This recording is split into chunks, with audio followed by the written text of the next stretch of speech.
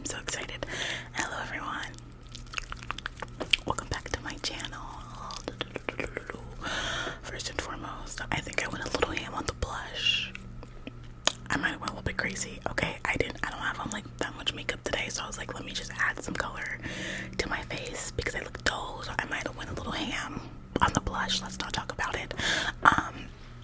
But I'm excited because today we're going to be finishing off our book reading for It Ends With Us. Last week we skipped this because it was all about the nails last week. So this week we are back with our regularly scheduled programming. And again, it's also the last book reading of this book, which is so crazy. So we're going to be doing chapter 34 or 35 and the epilogue. So I'm excited to be done with this book. Honestly, I've kind of not lost interest, but I don't know, I feel like a majority of the interesting things have happened already besides her giving birth, obviously. So I'm just ready to close this book up and enter a new one.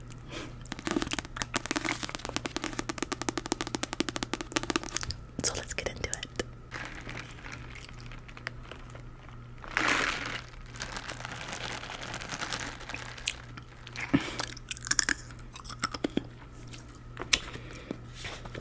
Okay, chapter 35.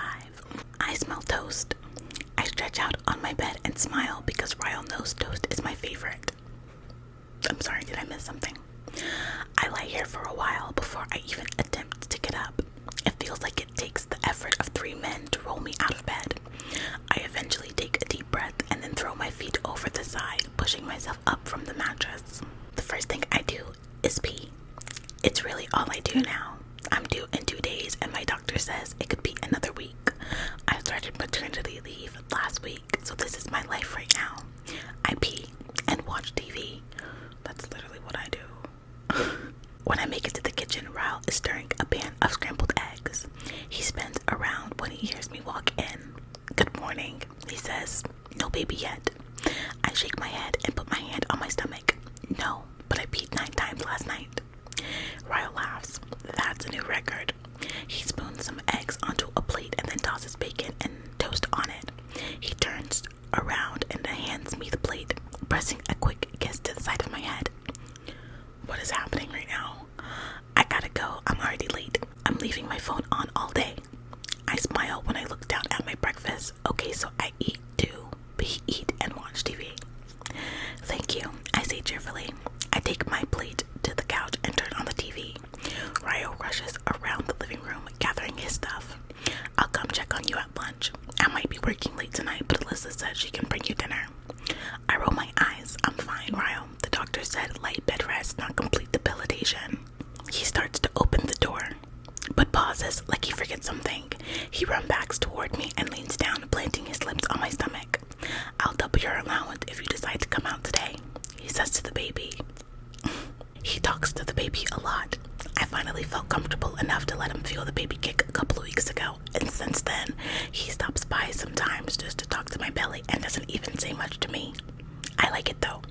I like how excited he is to be a father. I grab the blanket Ryle slept on the couch with last night and wrap it over me. He's been staying here for a week now, waiting for me to go into labor. I wasn't sure about the arrangement at first, but it actually has been really helpful. I still sleep in the guest bedroom. The 3rd bedroom is now a nursery, which means the master bedroom is available for him to sleep in. But for whatever reason, he chooses to sleep on the couch. I think the memories in that bedroom plague him just as much as they plague me. So neither of us even bother going in there. The last several weeks have been really good. Aside from the fact that there's absolutely no physical relationship between us at this point, things feel like they've kind of gone back to how they used to be. He still works a lot, but on the evenings he's off. I've started having dinner upstairs with all of them. We never eat alone as a couple though. Anything that might feel like a date or a couple's thing, I avoid. I'm still trying to focus on one monumental thing at a time. And until this baby is born and my hormones are back to normal, I refuse to make a decision about my marriage. I I'm sure I'm just using the pregnancy as an excuse to stall the inevitable, but being pregnant allows a person to be a little selfish. My phone begins to ring and I drop my head into the couch and groan. My phone is all the way in the kitchen. That's like 15 feet from here. I push myself off the couch, but nothing happens. I try it again. It's still sitting. I grab hold of the arm of my chair and pull myself up. 3rd time's the charm. When I stand, my glass of water spills all over me. I groan, and then I gasp. I wasn't holding a glass of water. Holy shit. I look down and water is trickling down my leg. My phone is still ringing on the kitchen counter. I walk or waddle to the kitchen and answer it. Hello?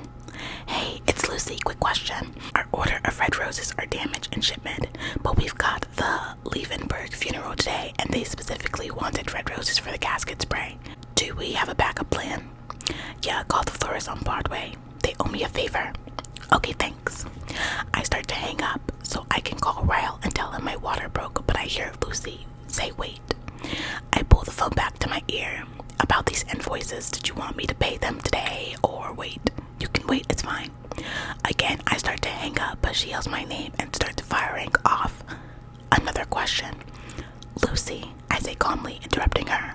I'll have to call you about all this tomorrow. I think my water just broke. There's a pause. Oh, go. I hang up right when the first sign of pain shoots through my stomach.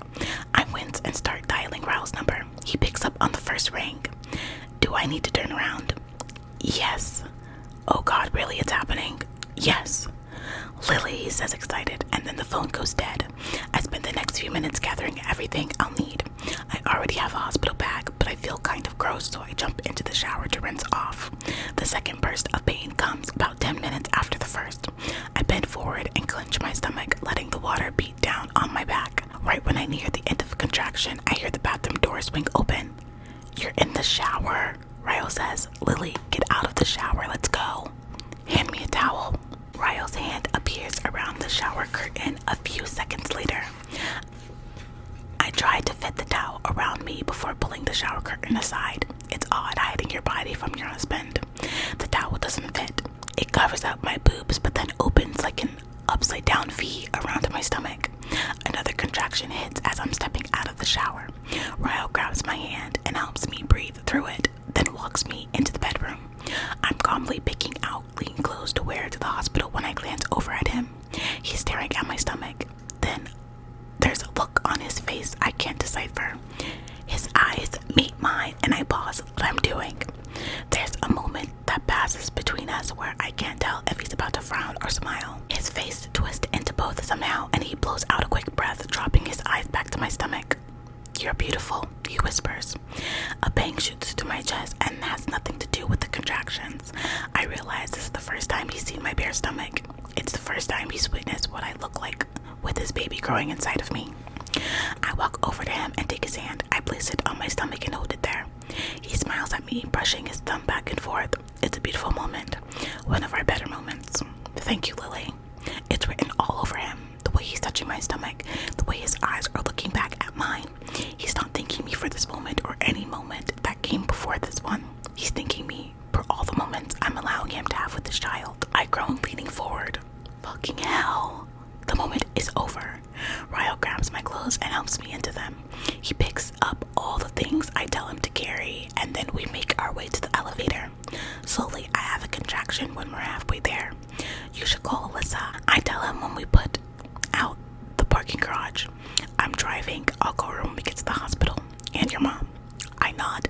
I'm sure I could call them right now, but I kind of just want to make sure we get to the hospital first, because it feels like this baby is being really impatient and wants to make its debut right here in the car. We make it to the hospital, but my contractions are less than a minute apart when we arrive. By the time the doctors scrub in and they get me to the bed, I'm dilated to a 9. How? It's only 5 minutes later when I'm being told to push. Ryle doesn't even have a chance to call anyone. It all happens so fast. I squeeze Ryle's hand with every push. At one point, I think about how important the hand I'm squeezing to him is for his career, but he says nothing. He just allows me to squeeze it as hard as I possibly says just a few more pushes. I can't even describe the next few minutes. It's a blur of pain and heavy breathing and anxiety and pure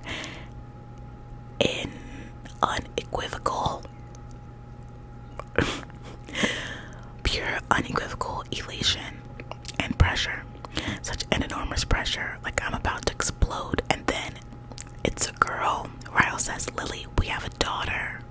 I open my eyes and the doctor is holding her up. I can only make out the outline of her because my eyes are full of too many tears. When they lay her on my chest, it's about the absolute greatest moment of my life. I immediately touch her red lips and cheeks and fingers. Ryle cuts the umbilical cord, and when they take her from me to clean her up, I feel empty. A few minutes later, she's back on my chest again, swaddled in a blanket.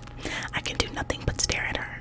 Ryle sits on the bed next to me and pulls the blanket down around her chin so he can get a better look at her face. We count her fingers and toes and tries to open her eyes, and we think it's the funniest thing in the world. She yawns and we both smile and fall even more in love with her. After the last nurse leaves the room and we're finally alone, Ryle asks if he can hold her. He raises the head of my bed to make it easier for both of us to sit on the bed. After I hand her to him, I lay my head on his shoulder and we just can't stop staring at her. "Lily," he whispers. "Naked truth." I nod. "She's so much prettier than Marshall and Ellis's baby." I nod.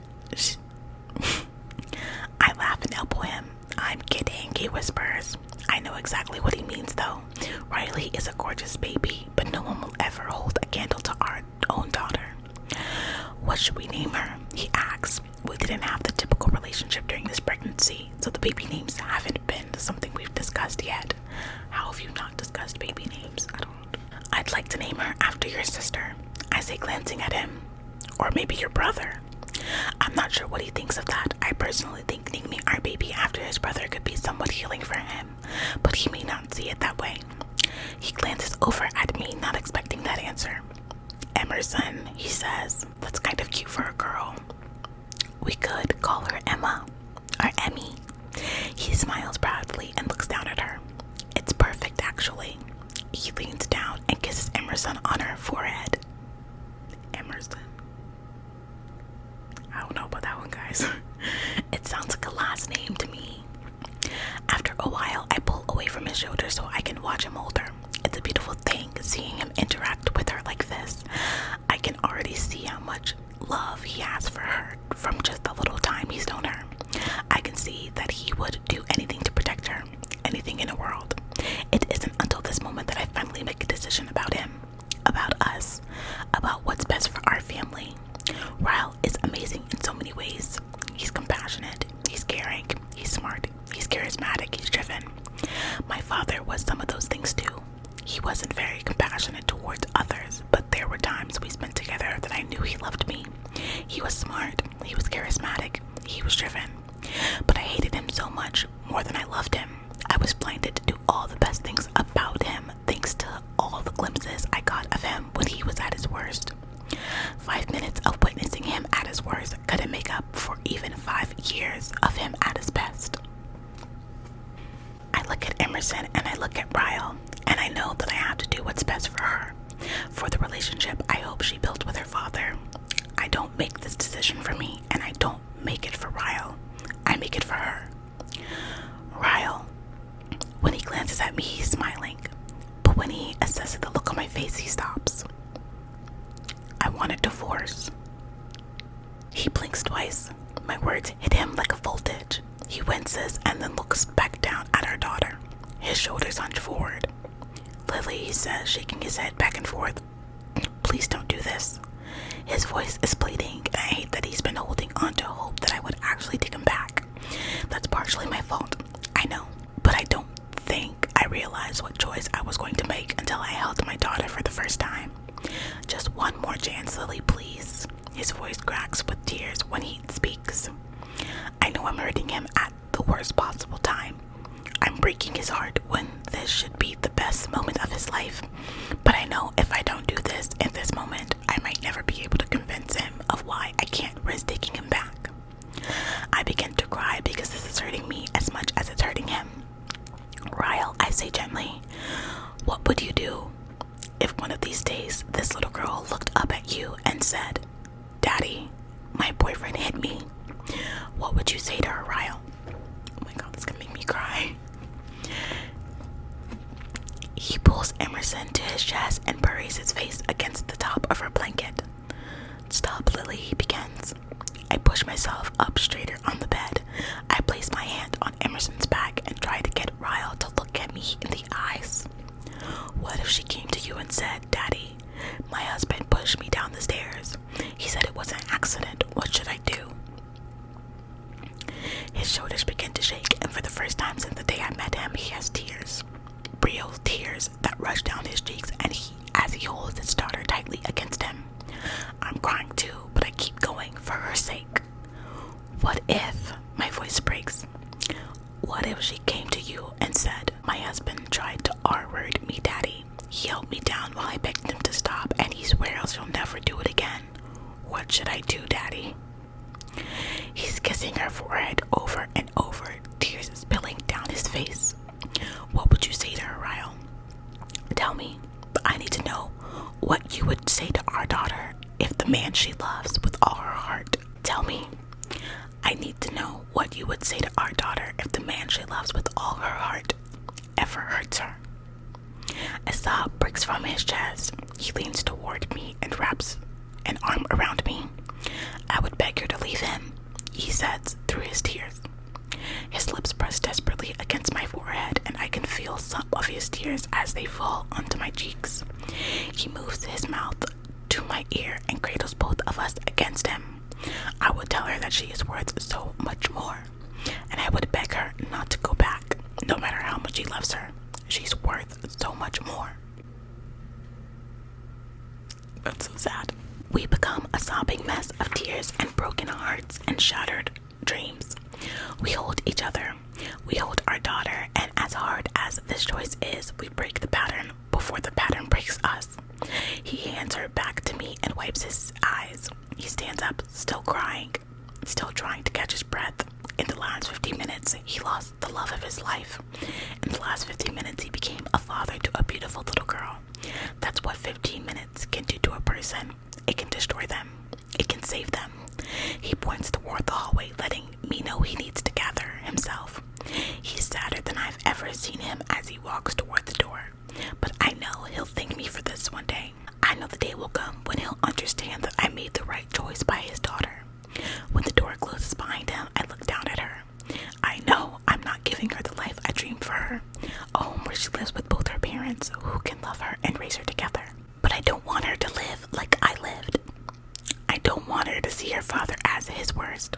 I don't want her to see him when he loses his temper with me to the point that she no longer recognizes him as her father. Because no matter how many good moments she might share with Ryle throughout her lifetime, I know from experience that it would only be the worst ones that stick with her. Cycles exist because they are excruciating to break. It takes an astronomical amount of pain and courage to disrupt a familiar pattern. Sometimes it seems easier to just keep running in the same familiar circles rather than facing the fear of jumping and possibly not landing on your feet. My mother went through it. I went through it. I'll be damned if I allow my daughter to go through it. I kiss her on her forehead and make her a promise. It stops here with me and you. It ends with us. My God, they're all cheers. I'm gonna cry. It's so sad, but so beautiful at the same time. I have chills. I literally feel like I could cry. It was like so sad, but beautiful at the same time. Oh my goodness. And that was technically the last chapter of It Ends With Us. But there is an epilogue that we are going to read together. So let's read it. Epilogue. I push through the crowds of Boylston Street until I get to the cross street. I pull a stroller to a crawl and then stop at the edge of the curb. I pull the top of it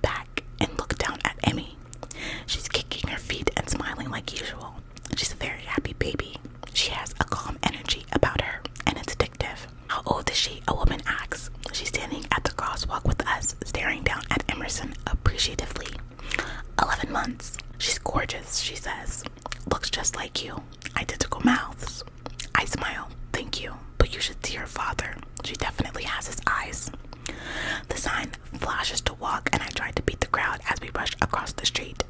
I'm already half an hour late, and Ryle has texted me twice. He hasn't experienced the joy of carrots yet, though. He'll find out today just how messy they are because I packed plenty in her bag. Okay, so they're co-parenting. It's been 11 months. I moved out of the apartment Ryle bought when Emerson was 3 months old. I got my own place closer to my work, so I'm within walking distance, which is great. Ryle moved back into the apartment he bought, but between visiting Alyssa's place and Ryle's days with Emerson, I feel like I'm still at their apartment building almost as much as I am at mine. Almost there, Emmy. We make a right around the corner, and I'm in such a rush. A man has to step out of our way and into the wall just to avoid being plowed over. Sorry, I mutter, ducking my head and making my way around him. Lily. I stop. Oh my god, what's happening? I turn slowly because I felt that voice all the way to my toes. There are only 2 voices that have ever done that to me, and Ryle's doesn't reach that far anymore. When I look back at him, his blue eyes are squinting against the sun. He lifts a hand to shield it and he grins. Hey. Hi, I say, my frenzied brain trying to slow down and allow me to play catch up. He glances at the stroller and points at it. Is that your baby? I nod and he walks around to the front of the stroller. He kneels down and smiles widely at her. Wow, she's gorgeous, Lily. He says, what's her name? Emerson. We call her Emmy sometimes. He puts his finger in her hand and she starts kicking, shaking his finger back and forth. He stares at her appreciatively for a moment and then stands back up again. You look great, he says. I try not to give him an obvious once over, but it's hard. He looks as good as ever. But this is the first time seeing him that I'm not trying to deny how gorgeous he turned out to be. A far cry from that homeless boy in my bedroom, yet somehow still exactly the same. I can feel the buzz of my text message going off in my pocket again. Ryle. I point down the street. We're really late, I say. Ryle has been waiting for half an hour. When I say Ryle's name, there's a sadness that reaches Atlas's eyes, but he tries to disguise it. He nods and slowly steps aside for us to pass. It's his day to have her. I clarify, saying more in those 6 words than I could in most full conversations. So she's clarifying that they're not together. I see the relief flash in his eyes. He nods and points behind him. Yeah, I'm running late too. Opened a new restaurant on Boyceland last month. Wow, congratulations. I'll have to take Mom there to check it out soon. He smiles. Yeah, you should. Let me know and I'll make sure to cook for you myself. There's an awkward pause and then I point down the street.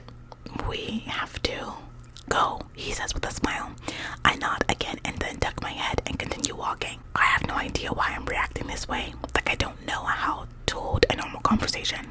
When I'm several yards away, I glance back over my shoulder. He hasn't moved. He's still watching me as I walk away. We round the corner and I see Ryle waiting beside his car outside the floral shop. His face lights up when he sees us approaching. Did you get my email? He kneels down and begins to unstrap Emerson.